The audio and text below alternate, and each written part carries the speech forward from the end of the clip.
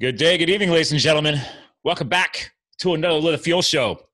So today, jumping on some last minute podcasting because so much is going on these days around the corona pandemic, COVID-19, all the other different descriptions that they call it these days. But long story short, I'm excited to bring on a local entrepreneur, and I want to give him some real-time exposure here in the Facebook Live world because he's doing some stuff like a lot of other amazing, innovative businesses have decided to do. He might know a little bit about some alcohol, some boozy, some spirits, and he's based in where I used to live, right next door to the city of Allentown in Bethlehem, Pennsylvania, also known as Christmas City. And there's your little hint. He is the co-founder of Christmas City Spirits and connected to a lot of places I eat to. And also we might have done a little backpacking in a military style thing called go rucking. Without further ado, Brett Biggs, sir, welcome to the show. Hi, how are you? Thanks for having me on. Yeah, man, it's been fun. We've been Facebook messaging since this morning trying to figure out when's the right time to do this. And I guess you literally just got back from doing deliveries.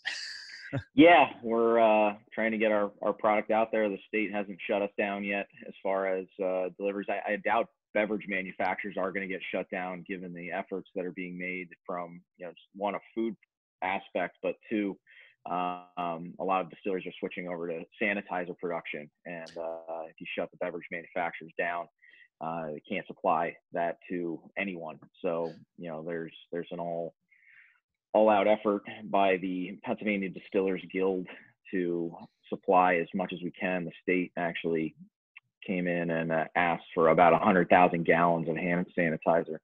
So is that all? That's all. Yeah. And it unfortunately takes a while to make ethanol. So we're ramping up production, getting some mutant yeast in and everything else to, yeah, I'm actually going to screen share here from one of your social feeds. Are you guys literally using Lowe's buckets? Yeah, that's where we're at with supply it. chain.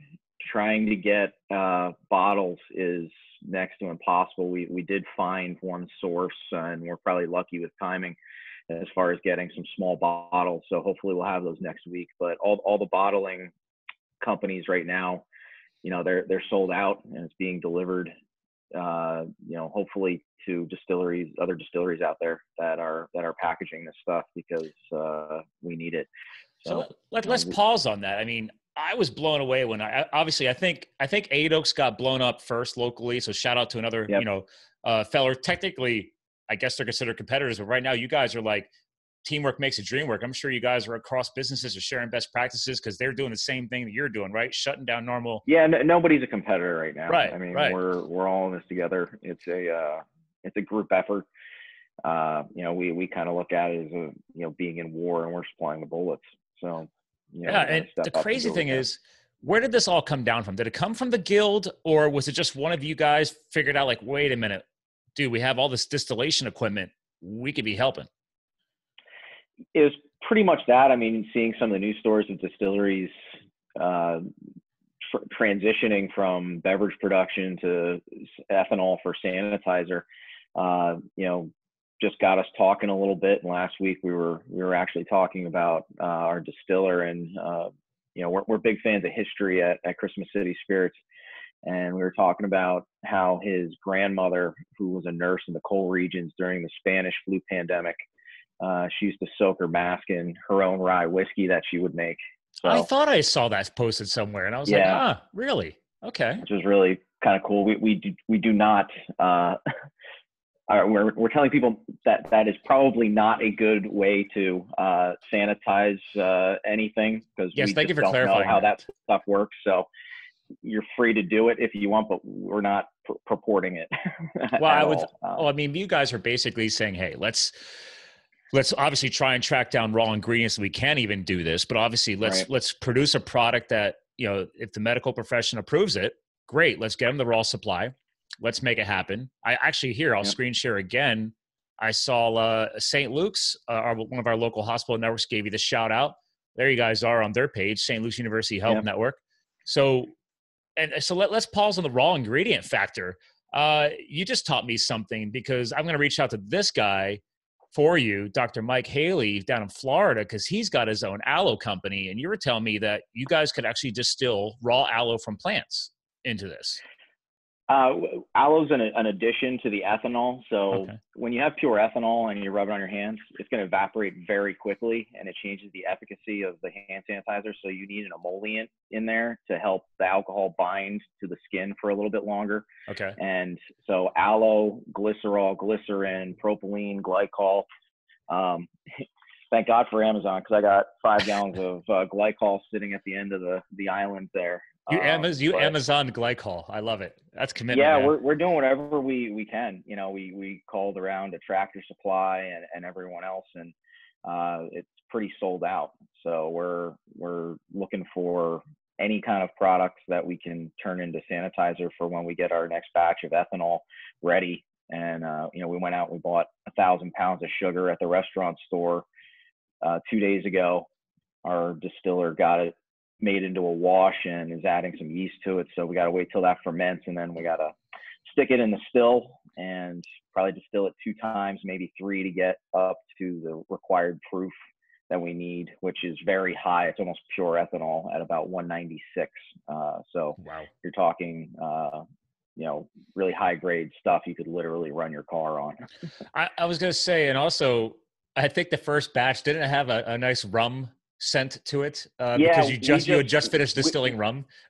We literally took what we were making to make beverages. So we have some vodka in there. We've probably got some corn whiskey in there. We've got a good amount of molasses-based rum. So the sanitizer we sent over to St. Luke's has a kind of a coffee molassesy smell to it, just as a function of being made from molasses. So yeah, it's got a little smell to it. It's not unpleasant, but it's not. I don't think people are going to care right now. Fragrance. Yeah. I really don't. It'll be effective and do what it needs to do. So I'm intrigued because obviously 8 Oaks, they luckily somehow tracked down some bottles. So when they were doing their first releases, they were actually able to box it, encase it, and get it to they were donating it obviously to organizations like you are. And but obviously you guys went for the large volume, right? Let's just go. Do the hospitals tell you how they're going to be able to use it that way? Do they have a dispensing process? Or are they refilling old dispensers? So my wife works for St. Luke's. Oh. She's actually in the process of coordinating people to sew masks right now. Wow. But she's been in some high level meetings at St. Luke's, and one of the doctors basically asked, you know, could we get some sanitizer from your husband's business? And we said, sure, we're working on that right now. And we said, we don't have bottles, but we could probably get it to you in some kind of bulk system. And he said, however you can get it to us is great. I'm not sure how they're dispensing it. Maybe they have some other means of filling dispensers, but you know, it was, we were joking with Dr. Bertka, who received the hand sanitizer for me. We were literally passing blue pails of labeled hand sanitizer between my pickup bed and his trunk. So it was a very moonshiner style. Oh, I'm going to actually, I got to do that again because yeah, here's a screen share. There's the back of your truck. Yeah. There's the big old buckets. I mean, I got to say, man, this is why I'm an advocate. Like this show, we talk about fueling your health, business, and lifestyle.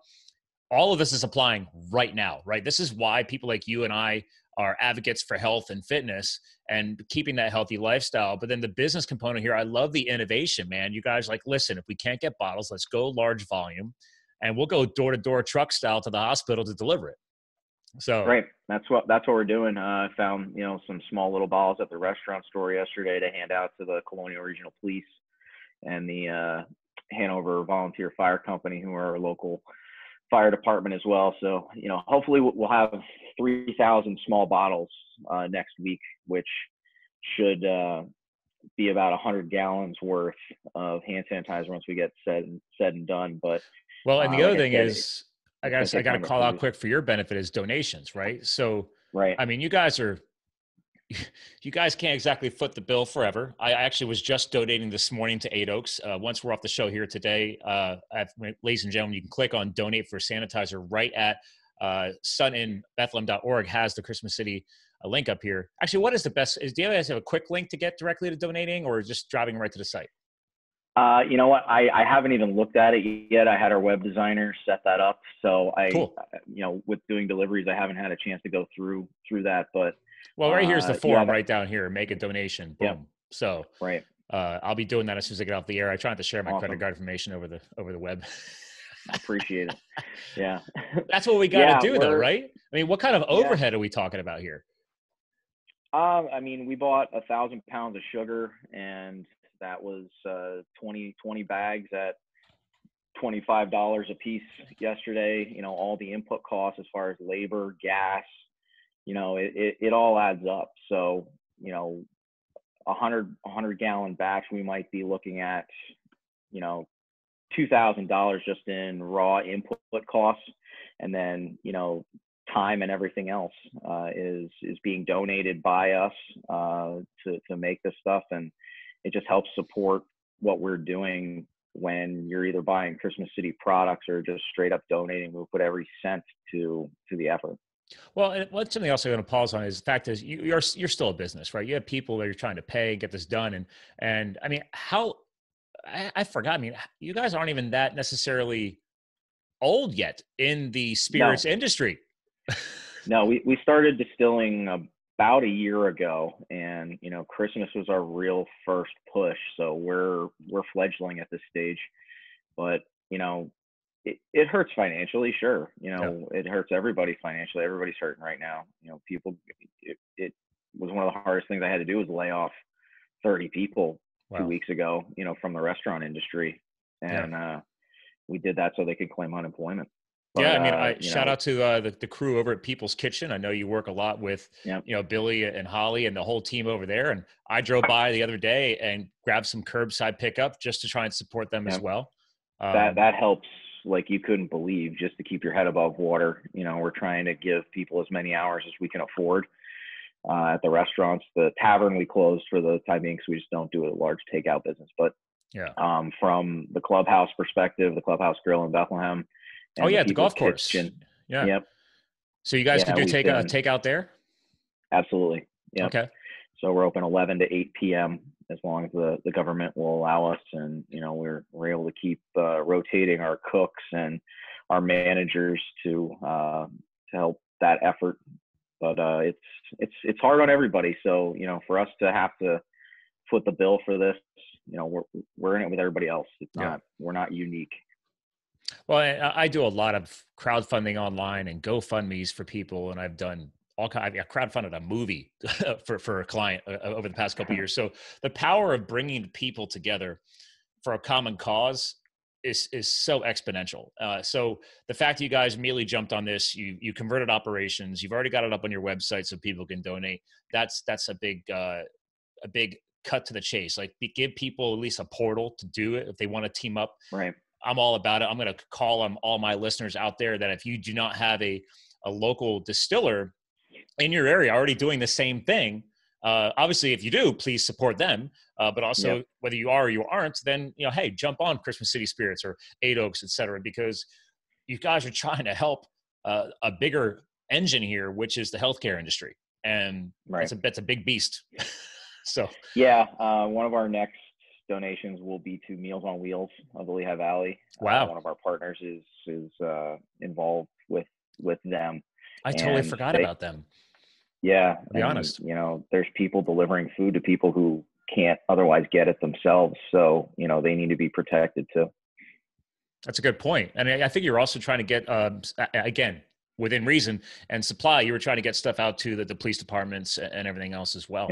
Because they're still operating. I mean, we need them to keep society a little sane, I would hope. That's right. Yep. Yeah, we're big fans of first responders, always have been. And, you know, just being able to get them a 20-ounce bottle makes a difference. So what's the next challenges? I mean, obviously, it sounds like you guys kind of just like, we're going to jump in, we're going to figure this out, which is the classic definition of entrepreneurship. You know, there's a problem, somebody's going to figure it out and then produce a solution. So like now that you guys are ramping this up and figuring it out, like what is some of the next challenges coming up? Just it's time and supply chain. You know, everybody wants sanitizer yesterday, and I can't tell you how many requests I got on Facebook today asking to, you know, buy it for $100 a gallon and everything like that. It just shows you where people are at with that. But we're doing all we can to get what we can with the equipment that we have, and we'll roll with the punches. You know, it's hard. I wish I had more hours in a day, to be honest with you. That's always a factor, and that was the case beforehand, because I'm a financial advisor by day. I know, right? My clients need to talk through things and look how their financial plans, which just have been upended by a virus, which came completely out of the blue. It's crazy. Yeah, we can hit on that, by the way. I think that's an important thing, because like you're one of these unique guest co-hosts where you can talk the business as well as the fun lifestyle components and everything else. And and not to take the spotlight away from this, but actually to align with this, is the fact that back to our economy, this will be a longer lasting issue once this blows through.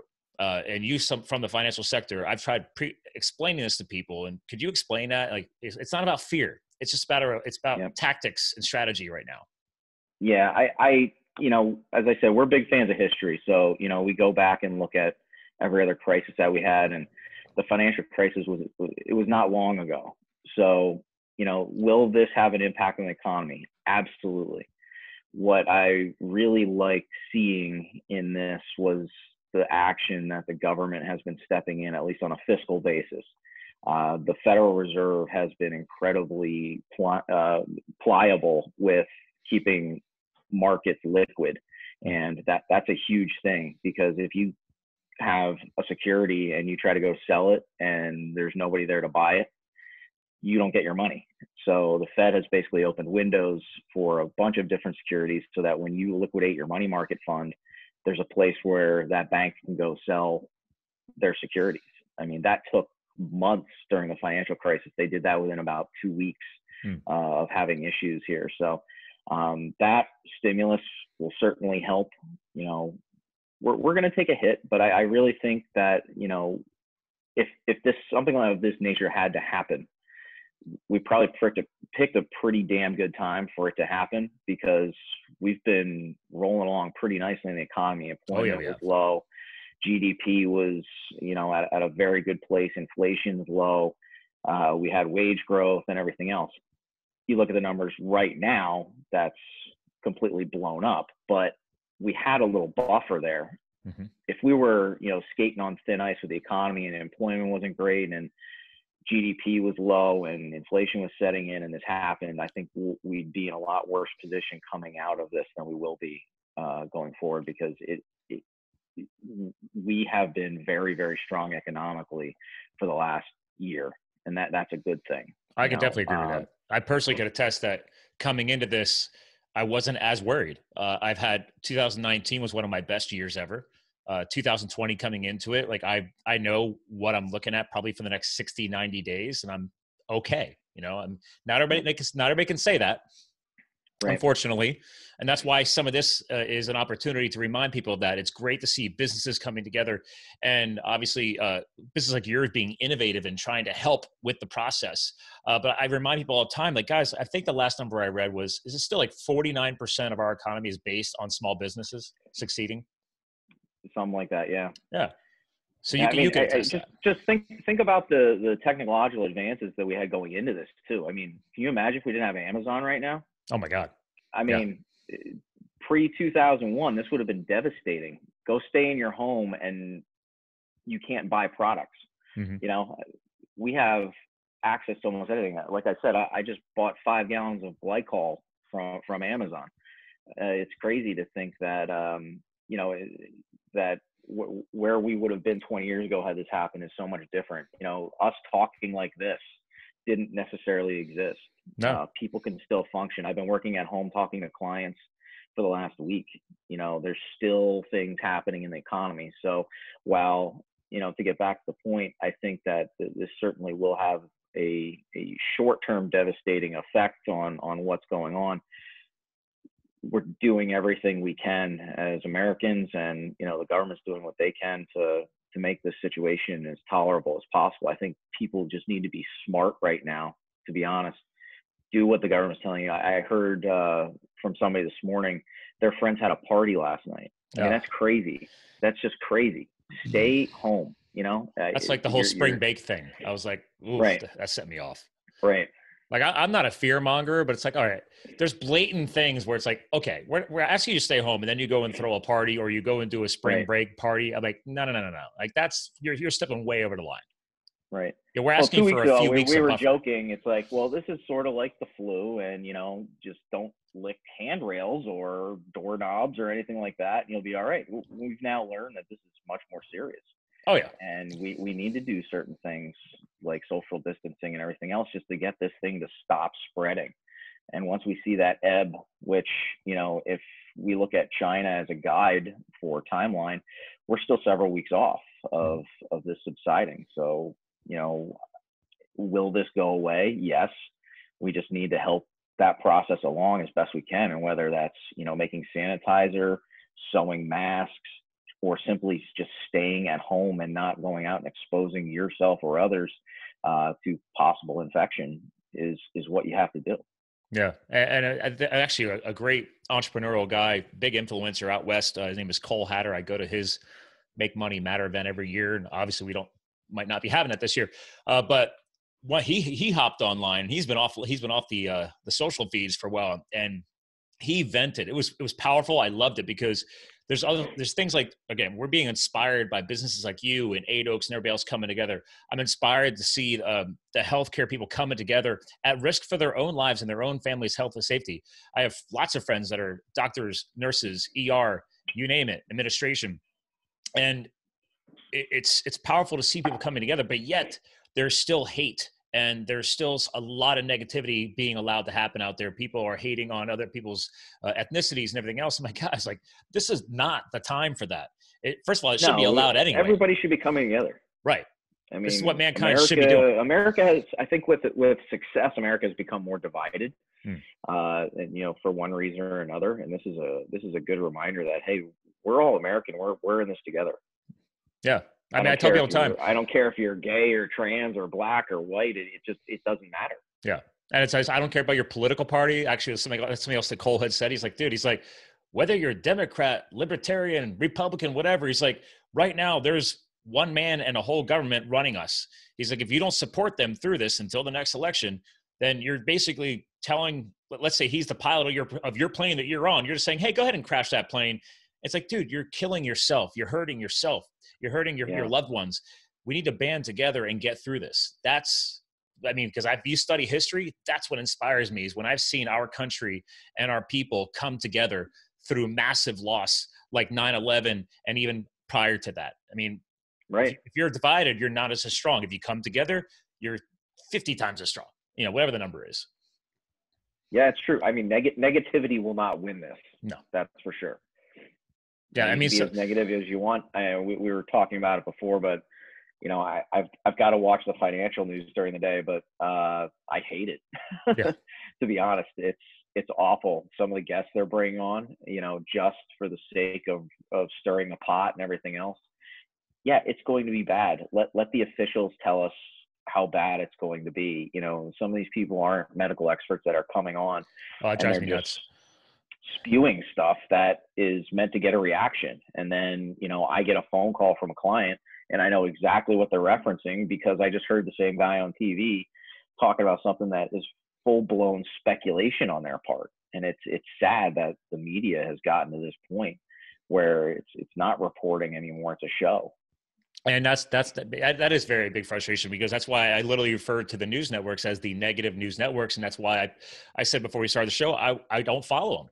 I specifically do the research and find the educational feeds, that I need, financially or otherwise, and stay away from everything else, because you are right. It has become, they care more about downloads, watches, and right. and how much press I can get out of this versus competition for attention. There you go. Yep. Boom. Right. And it's like, wait a minute. A long time ago, because I know people who used to study this at Penn State and everything else, that was their major. I'm like, this used to be a respected profession. And I used to look to the news as positive influencers, but it's not good news anymore. They need to have the drama. The days of Walter Cronkite are gone, unfortunately. Oh yeah. And, a true influencer. Right. it's a matter of trying to pick apart what they're saying and finding the value in it. It's harder and harder to do that. We've gotten to a point where I just, I prefer to watch something like 69 News, because it's just normal people that aren't doing anything but reporting the news. I love our local team over there. I mean, I've actually been in the station many times years ago. Shout out to Will Lewis. There you go. Hasiel, Yep. Shout out to him as well. And Eve. Yep. Yeah. I mean, they have a great team. Sometimes, again, it's kind of funny, right? It's like going back to that theme of support local, right? We're supporting local businesses right now, supporting local news. They're not as negatively influenced as the big networks, I guess. And they're holding on to, I would like to say, their humanity. Yeah.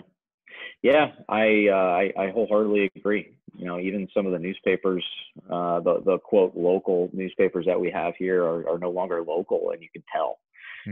It's incredible. But go ahead. Go ahead.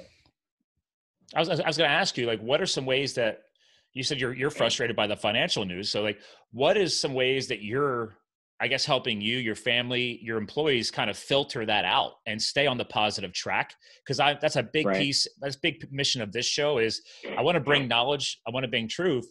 And I obviously we want to, you and I are trying to help fuel people's health, business, lifestyle. But I was like, part of that also is mindset, right?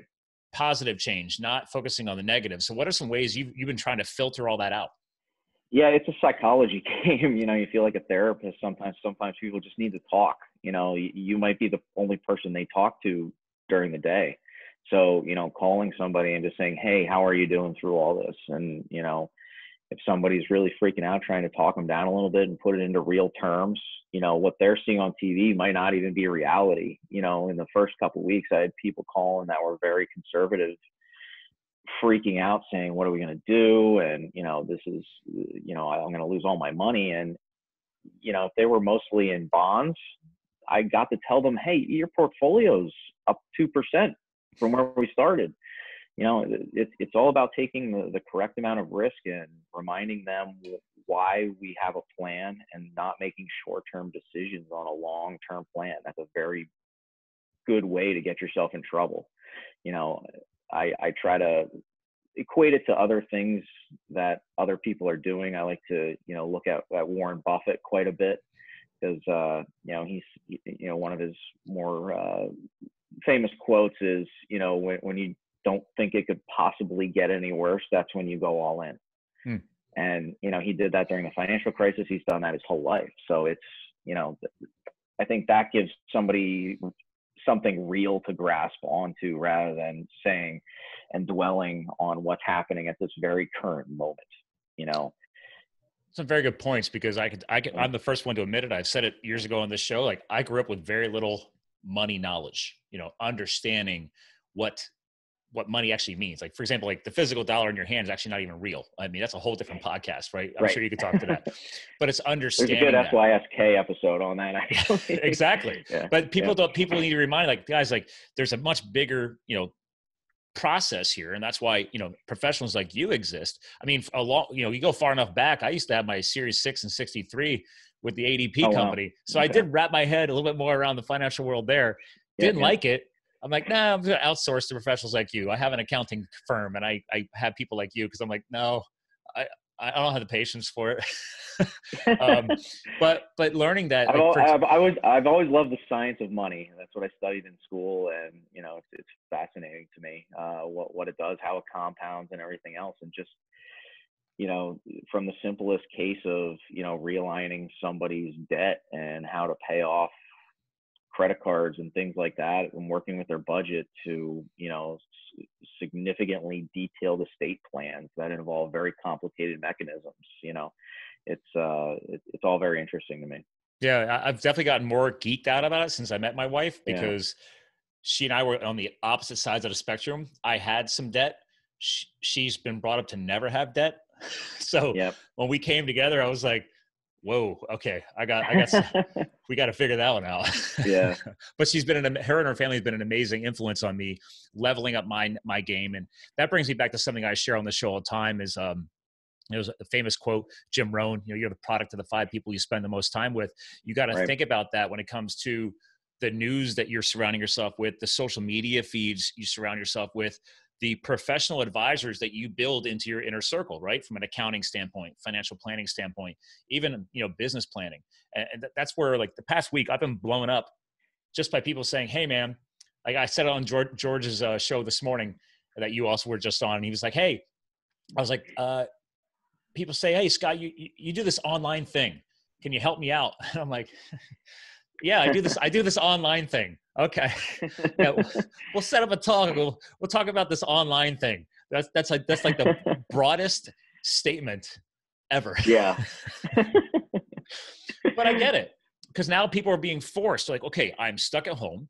And this is something I shared on George's show. It's like, you and I, that's what we're doing today. We are embracing technology. We're tapping into platforms that help us grow and succeed and get out to other people, get positive messaging out there. But this also forces people to get outside their comfort zone and start embracing change, because that's how success is built. If you hide in the corner, you're never going to get out of the corner. Yeah, we've had a lot of older clients that, they still want paper statements. They still want to do everything manually. And it's,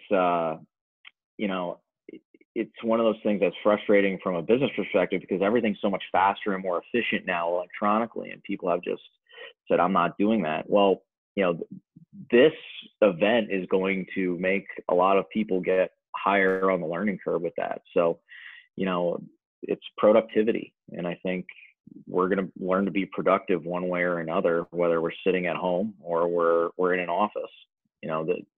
Quite frankly, I think going forward, companies are going to start looking at their office buildings and saying, why the hell am I paying for this, this place, when I can have somebody sit at their own house and not have to, pay a few $1,000s a year to have them sit there. It's just not completely necessary. You might have a half of the space that you did before, but I think that's going to become very prevalent going forward from this. Oh, I've shared that to a lot of people as well. The virtual employment thing is not an easy path to take, because I can attest this. Years ago, when I started playing around with it, I was very inefficient.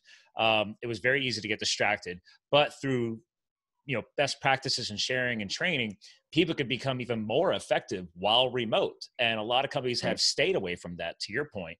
But this is a great opportunity to look at different ways of doing business, but also even for fun, like this Zoom platform. By the way, I totally bought more stock in Zoom because they're blowing up. Yeah, I would. Their volume's up like 400%. Yeah. So. And but the crazy thing is, like, okay, so the other night we were joking around, well, not joking around, but good friends of mine in the CrossFit space have had to close their facilities.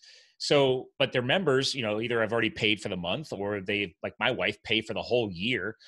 So the owner's like, okay, they're going to YouTube. They're putting out daily workouts. They're putting out new game plans virtually. The other night for F13 Performance out here in Allentown, I hosted over this system live over Facebook a little happy hour. So we had like 20 people hanging out, cheersing, whether they had alcohol or not. You don't have to, but obviously companies like you can provide it. And that's right. It's like, hey, this is what you need to do to bring mankind together. Don't get all negative, Nancy. Surround yourself with happiness and good people, and use technology like this to help you do it. Yeah, it's a change. And I'll be honest, this week I might start working from home more often, actually, just experiencing this. Obviously my daughter's not in school. She's 7. She's not in her gymnastics classes. So, I'm playing teacher and gym coach and everything else, but I don't have to travel between places to do that. I can talk to a client and have my phone sitting next to me while we're working on our handstands, and that's pretty cool. I really like that. I can have more freedom by actually just being at home and not running around all over the place. I think where the pitfall is the distractions, being able to compartmentalize a little bit as far as your daily duties, but it certainly allows me to do a lot more things at once, or at least, turn a corner and do something else for a little while I'm at home. Yeah, I will say over years of doing this now, because I have my own home studio here. I've got 3 monitors in front of me. I've built a bit of a command center in the upgrades in the past year, but I will say that it is very easy to become and justify the multitasker because you have so much. You can allow your life, the different divisions of your life to overlap. But it Right. does sometimes help, depending on your situation, to schedule your day. Say, listen, I can multitask here, but here I really got to be all in for that hour on this one component. Right. It can get a little messy. Yeah. Yeah. I can see that. Yeah. Yeah. I've been trying over the past few years to learn to not cross worlds quite as much, which is often hard, but And you got a sometimes lot you of just worlds need now. to say, I got a lot of worlds. Yeah. Dad, husband, restaurant owner. Yeah. It's a lot, but we're As I making it say, when work. you and I did that Go Ruck, you were just doing the finance thing and just getting into the restaurant thing, right? Right. We Yeah. were just starting Christmas City Spirits as the distillery, and the government was not overly kind to us in the licensing process for I that. remember. We ended up opening a restaurant before we got the actual distillery. The distillery took 5 years. Yeah. Thank God we wanted it, and we have a good group of workers, but that took a long time. Well, that's a great thing to bring up, right? Like you could have given up back then by being cracked on the wrist a couple of times because they didn't like the building you wanted to open in, and they wanted all these egresses in because you were going to do it in that historic building that your restaurant's Right. in. But it's like, guys, it's a historic building. We're not going to go hacking doors into a historic landmark. Right. You Yeah, got and I remember where I was standing when we got the news from the federal agent that we could not do it there, and that was borderline devastating mentally. And then we went home and started thinking about it and said, okay, if we really truly want to do this, how do we move forward? And then we started looking for real estate, and it took us 8 months to find anything that we liked, and that ended up working out very nicely where it was. And then we had to go through the licensing process again and permitting and everything else, but then we needed to meet with the township and have variances and create ordinances for micro distilleries and things like that. So it was a hell of a life lesson on how things work. The one thing from all this, I know how to do more things that I never thought I could possibly or even want to know, just from having to research stuff from the beginning. This week is a perfect example. I never thought I would be making hand sanitizer. right. or understand the science of why things are in hand sanitizer. But let's pause So, though. On that timeline, and this is where I get inspired and I get the chills because I'm like, dude, when you got smacked around 5 years ago, you guys could have backed out and given up then, right? But you pushed forward. You got your business up and running. You went off site. Then you've just literally started getting spirits into the market. When did you start bottle sales? End of November. Yeah. Yep. So you're not even a year old into selling your actual spirits, and you've already had to shut down so you can give back to mankind. But if you had not fought that past 5 years, you wouldn't be able to give back right now. That's pretty profound. Yeah. It's perseverance, Yeah. A Yeah. lot of people probably would just say, hey, we can't do it. Let's go home and do whatever. I don't sit still well, and I don't like being told no. So Yeah, I have that in common. Yeah, there's always a way around it, and we've navigated legal systems and everything else to do what we need to do. The Pennsylvania Liquor Control Board, they're tough to work with too, but we figured out a lot of stuff with them, and we're learning the processes there. But no, I mean, if you want something, you got to go get it. And most of the time you're going to get kicked in the teeth a few times. It's just the way life is. I think that's, what we're experiencing right now, even in the financial markets and the economy and everything else. Okay. Do we just quit and say, we're all screwed? I don't think that's going to happen. No. Some people are freaking out there, but we've seen some really bad stuff happen in this country.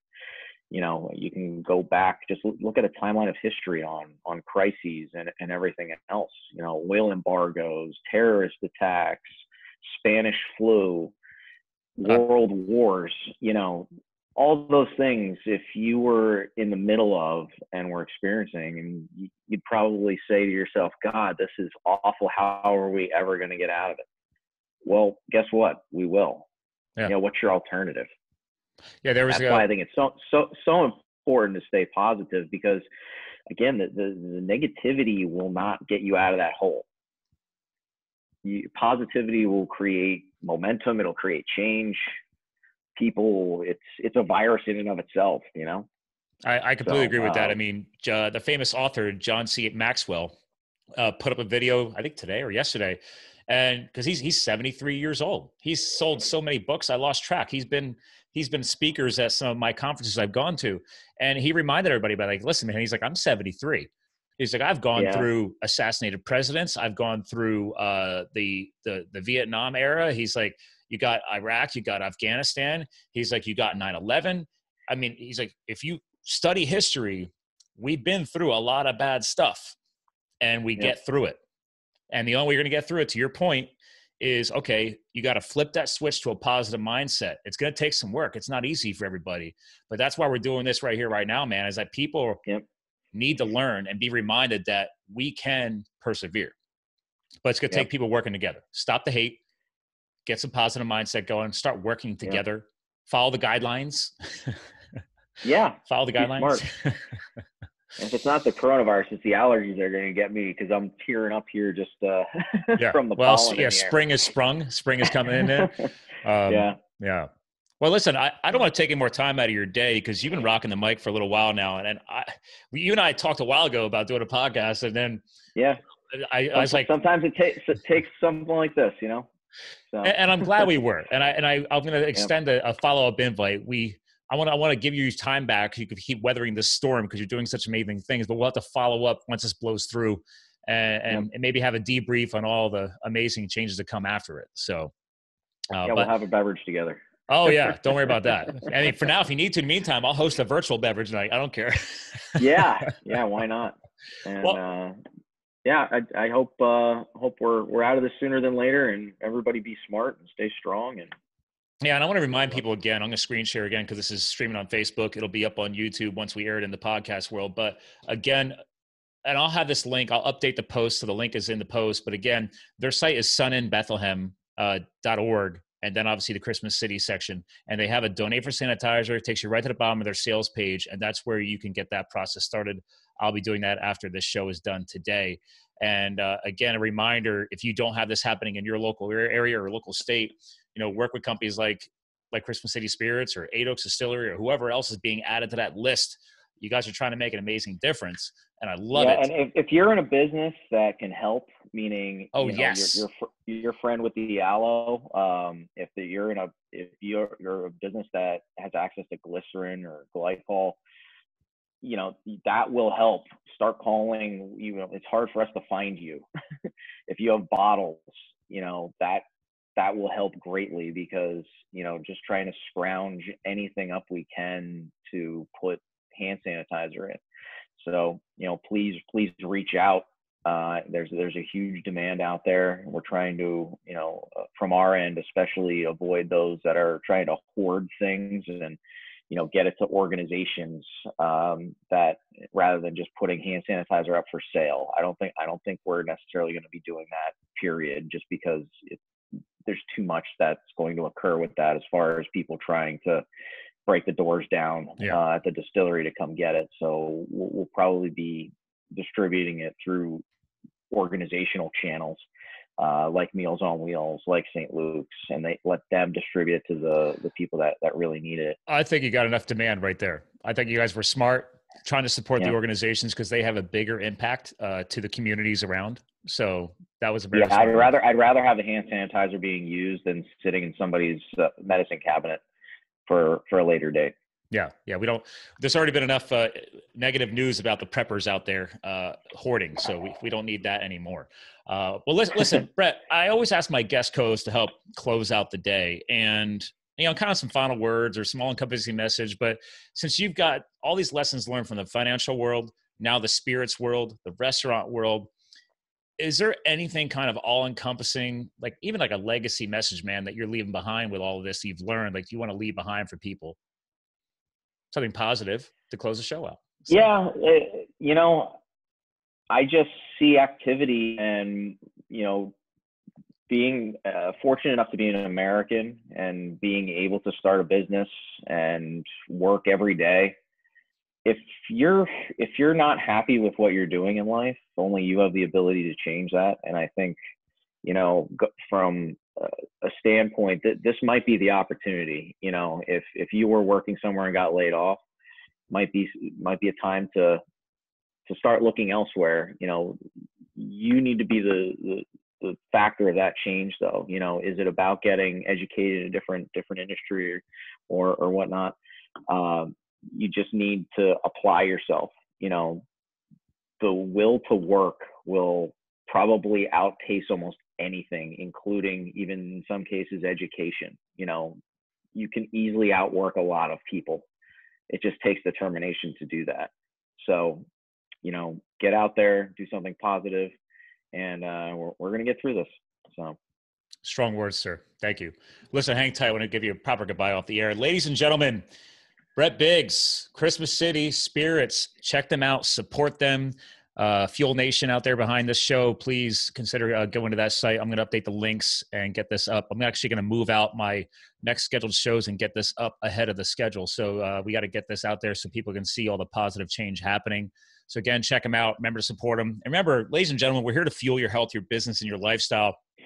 Brett and his team, with all the business they got going on, are definitely doing that today and hopefully for weeks to come. So ladies and gentlemen, thanks for tuning in. And remember, you too can live the fuel. And we'll talk to you guys again soon.